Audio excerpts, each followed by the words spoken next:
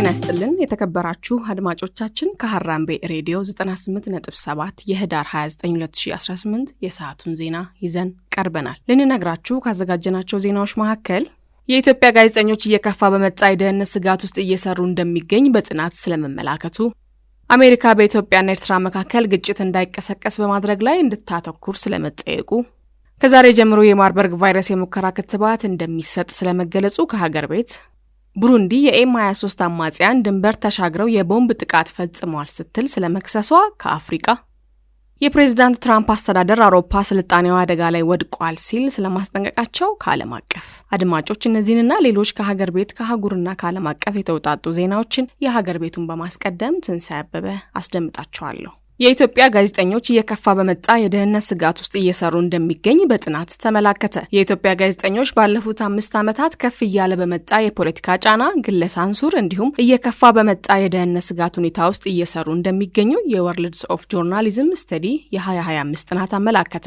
ለትርፍ ያልተቋቋመው ጥናት አድራጊ ተቋም የሰራውና በፎዮ ሚዲያ ኢንስቲትዩት የታተመው ሰነድ ኢትዮጵያ በሚዲያ ላይ ከፍተኛ ቁጥጥር ከሚደረግባቸውና ለጋዜጠኞች ደህንነት አደገኛ ከሆኑ የዓለም ሀገሮች ተርታ እንደምትሰለፍ ይጠቁማል። የጥናት ተቋሙ በኢትዮጵያ መገናኛ ብዙሃን ላይ የሚደርሰው ፖለቲካዊ ጫና በአውሮፓውያኑ 2017 ከነበረው ጋር ሲነጻጸር ከፍተኛ ደረጃ ላይ መድረሱን አመላክቷል። ጫናው የመንግስትንም ሆነ የግል ሚዲያዎችንም እንደሚያካትት ጠቅሷል። የወርልድስ ኦፍ ጆርናሊዝም ስተዲ ጥናት በመንግስት ባለስልጣናት ጫና ይደርስባቸው እንደሆነ ተጠይቀው እጅግ በጣም የከፋ ጫና ይደርስብናል ብለው የመለሱ በመንግስት መገናኛ ብዙሃን ውስጥ የሚሰሩ ጋዜጠኞች ብዛት በጥናቱ ከተካተቱት 71.2% የሚሆኑትንም እንደሚይዝም ጠቁሟል። በሌላ በኩል ይህንኑ ጥያቄ በግል የሚዲያ ተቋማት ከሚሰሩ ጋዜጠኞች 67.7% የሚሆኑት እጅግ በጣም ወይንም እጅግ የከፋ የሚል ምላሽ መስጠታቸውን ጥናቱ አመላክቷል። ጥናቱ በጋዜጠኞች ላይ የሚደርሰው ጫና በዜና ክፍል በከፍተኛ አመራርነት ደረጃ ላይ ባሉት በአርታኢዎች እንዲሁም በመላ ጋዜጠኞች ላይ መሆኑንም ይጠቁማል። በግል መገናኛ ብዙሃን ላይ የሚደርሰው ጫና ከፍ ሲል በመንግስታዊ ሚዲያዎች ላይ የሚደረገው ቁጥጥርም በከፍተኛ ሁኔታ መጠናከሩ ተጠቁሟል። የጥናት ተቋሙ በዚህ ጥናት ለመጀመሪያ ጊዜ የጋዜጠኞች ደህንነትን በተመለከተም ሰፊ ዳሰሳ ያከናወነ ሲሆን ኢትዮጵያ በዓለም አቀፍ ደረጃ ለጋዜጠኞች ደህንነት መጠበቅ በከፍተኛ ደረጃ አዳጋች ከሆነባቸው 5 ሀገሮች ተርታ እንደምትሰለፍም ገልጿል። ጥናቱ የኢትዮጵያ ጋዜጠኞች ከፍተኛ የሆነ ግለ ሳንሱር ከሚካሄዱባቸው ሀገሮች አንዷ መሆኗንም ጠቁሟል።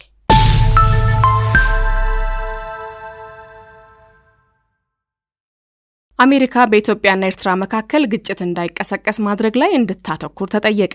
ዩናይትድ ስቴትስ በኢትዮጵያ ኤርትራና ሶማሊያ መካከል አዲስ ግጭት እንዳይቀሰቀስ መከላከል ላይ ማተኮር እንዳለባት የፕሬዝዳንት ትራምፕ አስተዳደር ይፋ ያደረገው የብሔራዊ የደህንነት ፖሊሲ ሰነድ አመላክቷል። በፕሬዝዳንቱ ጽህፈት ቤት ወይንም ዋይት ሀውስ በኩል ይፋ የተደረገው የብሔራዊ ደህንነት ስትራቴጂ ዩናይትድ ስቴትስ አፍሪካን በተመለከተ የምትከተለው አቋም መለወጥ እንደሚኖርባት ምክረ ሀሳብ አቅርቧል። ለረጅም ጊዜ አሜሪካ አፍሪካን በተመለከተ የተከተለችው ፖሊሲ እርዳታና ሊብራል ርዕዮተ ዓለም ማስፋፋት ላይ ያተኮረ እንደነበር የተቸው ሰነድ ከእንግዲህ ግጭትን መቀነስና የጋራ ጥቅም ያለው የንግድ ግንኙነትን ማጎልበት ማስቀደም እንደሚኖርበት አትቷል። በሰነዱ ዲሞክራቲክ ሪፐብሊክ ኮንጎና ሱዳንን በመሳሰሉ ሀገራት በመካሄድ ላይ የሚገኙ ግጭቶች በድርድር መፍትሄ ማበጀት አሜሪካ ከአፍሪካ ጋር ያላትን ግንኙነት ለመለወጥ እድል ይሆናሉ ከተባሉ አማራጮች መካከል ይገኝበታል። በኢትዮጵያ ኤርትራና ሶማሊያ መካከል አዳዲስ ግጭቶች እንዳይቀሰቀሱ መከላከል በአሜሪካ የብሔራዊ ጸጥታ ስትራቴጂ እንደ አማራጭ እንደቀረበም ታውቋል። አሜሪካ ከአፍሪካ ጋር ከእርዳታ ወደ ንግድና መዋለ ንዋይ ተኮር ግንኙነት መሸጋገር እንዳለባት የሚገልጸው ሰነድ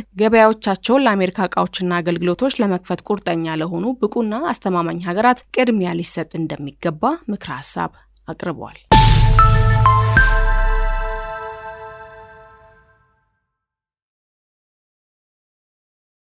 ኢዜማ መንግስታዊ ስርዓቱ ፕሬዝዳንታዊ እንዲሆንና ህገ መንግስቱም እንዲሻሻል የጠየቀበትን ሰነድ ለኮሚሽኑ አስረከበ።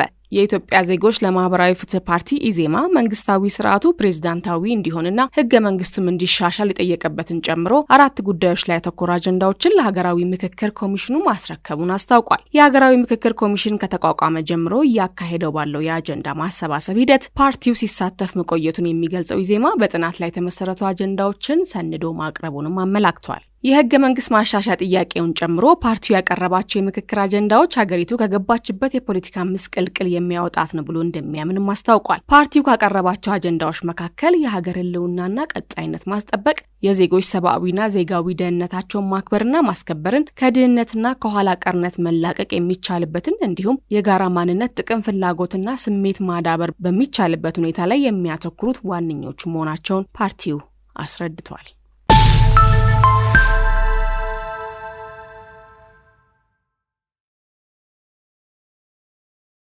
የእጩዎች የምርጫ ክልል የድጋፍ ፊርማን በተመለከተ አስገዳጅ የነበረው ህግ በፓርላማው ታገደ። የፖለቲካ ፓርቲዎች እጩዎች በምርጫ ለመወዳደር ከሚወዳደሩበት የምርጫ ክልል የድጋፍ ፊርማን ለምርጫ ቦርድ እንዲያቀርቡ ያስገድድ የነበረው ድንጋጌ በመጪው ምርጫ ተፈጻሚ እንዳይሆን በፓርላማው ታግዷል። የምክር ቤቱ አፈ ጉባኤ አቶ ታገሰ ጫፎ በሰጡት ማብራሪያ በስድስተኛው ምርጫ በኮቪድ-19 ወረርሽኝ ምክንያት ተፈጻሚ እንዳይሆን ተወስኖ የነበረው አሰራር በመጪው ሰባተኛ ሀገራዊ ምርጫ ምን ተፈጻሚ እንዳይሆን በኢትዮጵያ የፖለቲካ ፓርቲዎች የጋራ ምክር ቤት አማካኝነት በተደጋጋሚ መጠየቁን አስረድተዋል። በመጪው ግንቦት ወር ይካሄዳል ተብሎ ለሚጠበቀው ምርጫ የድጋፍ ፊርማ ለማሰባሰብ በቂ ጊዜ ባለመኖሩ ፓርቲዎቻቸው እጩዎች የድጋፍ ፊርማ ለማሰባሰብ እንደሚቸገሩ በመግለጽ ድንጋጌው እንዲታገድ በቃልና በጽሁፍ ጥያቄ ማቅረባቸውን አፈጉባኤው ተናግረዋል። በዚህም እያንዳንዱ እጩ እንደሚወዳደርበት ምክር ቤት የድጋፍ ፊርማ ማቅረብ ይጠበቅበት የነበረው አሰራር በቀጣዩ ምርጫ ላይ ተግባራዊ እንዳይደረግ ምክር ቤቱ በሙሉ ድምጽ ወስኗል።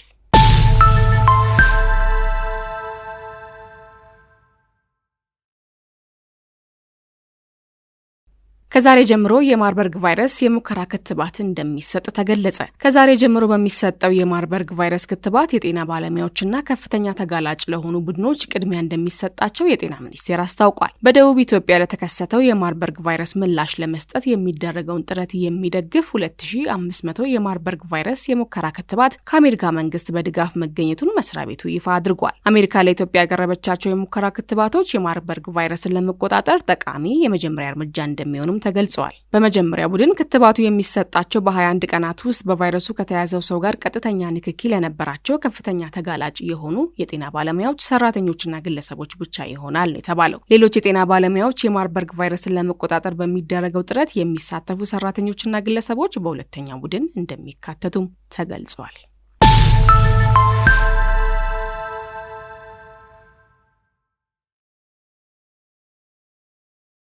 ኢትዮጵያ በ2025 ወባ በከፍተኛ ደረጃ ከተስፋፋባቸው ሀገራት አንዷ ሆናለች። የዓለም ጤና ድርጅት ኢትዮጵያ ባለፈው የፈረንጆች ዓመት ወባ በከፍተኛ ደረጃ ከተስፋፋባቸው ሀገራት አንዷ መሆኗን አስታውቋል። የመንና ማዳጋስካርም ከፍተኛ የወባ ስርጭት እንደታየባቸው ድርጅቱ ገልጿል። በሽታው ለመከላከል አስቸጋሪ የሆነው አንዳንድ የወባ ዝርያዎች የመከላከያና በአጎበር ላይ የሚነከሩ ጸረ ወባ መድኃኒቶችን የመቋቋም አቅማቸው በመጨመሩ እንደሆነ ድርጅቱ ጠቅሷል። ኢትዮጵያ R21 ማትሪክስ ኤም የተባለውን አዲሱን የወባ መከላከያ ክትባት ካለፈው ጥቅምት ወር ጀምሮ ለመጀመሪያ ጊዜ በ9 ክልሎች በ58 ወረዳዎች ከ5 ዓመት በታች ለሆኑ ህጻናት መስጠት መጀመሯ ይታወሳል።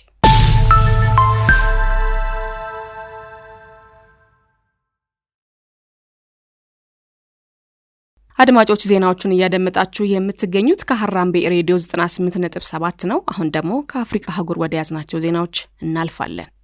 ብሩንዲ የኤም23 አማጽያንን ድንበር ተሻግረው የቦምብ ጥቃት ፈጽመዋል ስትል ከሰሰች። የኤም23 አማጽያን ድንበር ተሻግረው የቦምብ ጥቃት መፈጸማቸውን የብሩንዲ ባለስልጣናት ያስታወቁ ሲሆን ቦምቦቹ በኮንጎ ድንበር አቅራቢያ በምትገኘው ሰሜናዊ ምዕራብ ከተማ ቺቤቶኬ ውስጥ አርፈዋል ተብሏል። የሀገሪቱ የውጭ ጉዳይ ሚኒስትር ኤድዋርድ ቢዚማና በሰጡት መግለጫ እንዲህ አይነቱ ጠባጫሪነት ተቀባይነት የለውም፣ የቡሩንዲ ህዝብን ለመጠበቅ ተገቢው እርምጃ ይወሰዳል ብለዋል። የአማጺ ቡድኑ በበኩሉ ለጥቃቱ ኃላፊነት አልወስድም ሲል በፍጥነት አስተባብሏል። በምትኩ የቡሩንዲና የኮንጎ መንግስት ኃይሎች በሰሜንና ደቡብ ኪቩ ህዝብ በሚኖርባቸው አካባቢዎች ላይ የተቀናጀ የአየርና የመድፍ ጥቃት መፈጸማቸውንና በዚህም ምክንያት 23 ንጹሃን ዜጎች እንደተገደሉ ተነግረዋል። ጥቃቱ የብሩንዲ ፕሬዝዳንት በምስራቃዊ ኮንጎ የከረመውን ግጭት ለመፍታት በዋሽንግተን ዲሲ በአሜሪካ አስተናጋጅነት በተካሄደው የሰላም ንግግር ላይ ከተሳተፉ ከጥቂት ቀናት በኋላ የተፈጸመ ነው።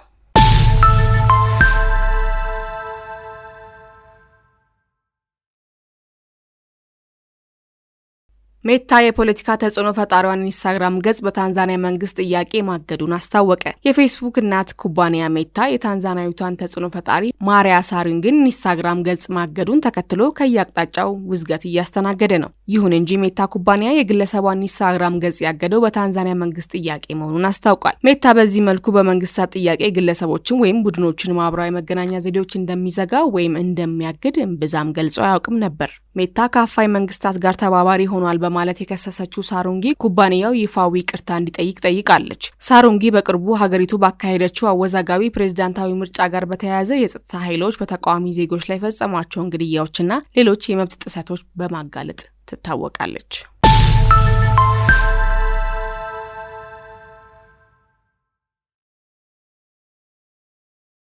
ወደ ዓለም አቀፍ ዜና ስናልፍ የፕሬዝዳንት ትራምፕ አስተዳደር አውሮፓ ስልጣኔዋ አደጋ ላይ ወድቋል ሲል አስጠነቀቀ። የፕሬዝዳንት ትራምፕ አስተዳደር አውሮፓ የስልጣኔ መጥፋት እንደሚጠብቃት አዲስ ባወጣው ስትራቴጂ ሰነድ አስጠንቅቋል። ይህ የፕሬዝዳንቱ አስተዳደር ሰነድ አንዳንድ ሀገሮች አስተማማኝ አጋር ሆኖ ስለመቀጠላቸው ያለውን ጥርጣሬም ገልጿል። ባለ 13 ገጹ የብሔራዊ ደህንነት ስትራቴጂ የአሜሪካው ፕሬዝዳንት ለዓለም ያላቸውን ራዕይና እንዴት የአሜሪካን ወታደራዊና ኢኮኖሚያዊ ኃይል ተጠቅመው ይህንን ለማስፈጸም እንደሚሰሩ ይተነትናል። ትራምፕ ሰነዱን አሜሪካ በሰው ልጅ ታሪክ ውስጥ ታላቅ እና ስኬታማ ሀገር ሆና እንድትቀጥል የሚያደርግ ፍኖተ ካርታ ሲሉ ገልጸውታል። ሰነዱ ትራምፕ ከዚህ ቀደም የያዙትን አቋም የሚያጠናክር ሲሆን የምዕራባውያን ማንነት እንዲታደስ ጥሪ ያቀርባል። የውጭ ተጽዕኖን ለመዋጋት የጅምላ ስደትን ለማስቆምና አሜሪካ ቅድሚያ ከምትሰጣቸው አንዱ የሆነውን የአደንዛዥ እጽ አዘዋዋሪዎችን ለመግታት የሚሰሩ ስራዎች ላይ ትኩረት ማድረጉን ያትታል። የአውሮፓ ሀገራትም ይህንን የትራምፕን ፈለግ እንዲከተሉ ያሳስባል። ሰነዱን በሚመለከት የአውሮፓ ፖለቲከኞች ምላሽ የሰጡ ሲሆን የጀርመኑ የውጭ ጉዳይ ሚኒስቴር ጁአን ዋዴምፑል ሀገራቸው ከውጭ የሚመጣ ምክር እንደማያስፈልጋት ተናግረዋል። የአሜሪካ መደበኛ የብሔራዊ ደህንነት ስትራቴጂ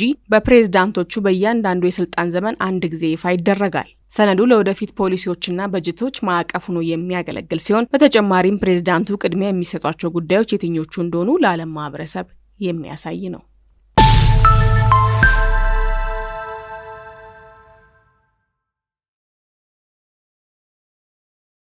በኢራን የማራቶን ሩጫ ውድድር አዘጋጆች ሂጃብ ያለበሱ ሴቶችን በሩጫ በማሳተፋቸው ታሰሩ። የኢራን የፍትህ አካላት እንዳሉት ሁለት የማራቶን አዘጋጆች ሂጃብ ያለበሱ ሴቶች በሩጫ እንዲሳተፉ በመፍቀዳቸው በቁጥጥር ስር ውለዋል። ይህ እርምጃ የተወሰደው ባሳለፍነው አርብ ዕለት በውድድሩ ላይ ተሳተፉና ሂጃብ ያለበሱ ሴቶች ምስሎች በበይነመረብ ላይ ከታዩ በኋላ ነው። 2000 ሴቶችና 3000 ወንዶች በኢራን ደቡባዊ የባህር ዳርቻ በምትገኘው ኪሽ ደሴት በተካሄደው ማራቶን በተናጠል ተሳትፈዋል። ከሴቶች ተወዳዳሪ መካከል አንዳንዶች ቀይ ቲሸርት ያደረጉ ሲሆን ሂጃብ ወይም ሌላ የራስ መሸፈኛ እንዳለበሱ በምስሎቹ ላይ ታይቷል። በኢራን ውስጥ ለውጥን የሚደግፉ ብዙ ሰዎች የኢራን ሴቶች የአገሪቱ ባለስልጣናት አለባበሳቸው ላይ የጣሏቸውን ገደቦች አሻፈረን ማለታቸውን የሚያሳይ ተጨማሪ ማስረጃ አድርገው በበይነ መረብ ላይ የታዩትን ምስሎች በጋለ ስሜት አድንቀዋል። የኢራን ባለስልጣን በበኩላቸው ለወቅቱ ሁኔታ ተቀባይነት የሌለው መሆኑን ገልጸው ምላሽ ሰጥተዋል።